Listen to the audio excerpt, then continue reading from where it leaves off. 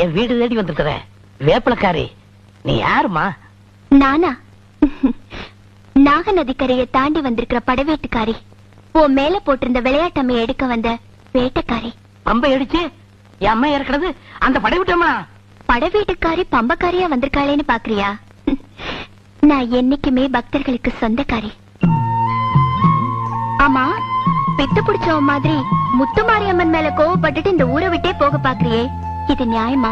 பித்து பிடிச்சது எனக்கு இல்ல, அந்த முத்துமாரிக்கு. பூசாரியா இல்லாம சொந்த பொண்ணு மாதிரி நினைச்சு ஆத்தாத்தான்னு சுத்தி வந்தால என் தங்கச்சி, அவளை அடியாம கொண்டால அந்த கல்லஞ்சக்காரி. அட பாவமே, இது வரைக்கும் மனுஷங்க மேலதான் பழைய போட்டுட்டு இருந்தீங்க, இப்ப தெய்வத்தையும் வம்புக்கு இழுக்க ஆரம்பிச்சிட்டீங்களா? தாய்ப்பால் விஷம் ஆனதா சரித்திரம் இல்ல, கருமாரி கொலைகாரி ஆனதா புராணம் இல்ல. சடையாண்டி, உன் தங்கச்சியை யார் கொன்னாங்க, எதுக்கு கொன்னாங்கன்னு போக போக உனக்கே தெரியும்.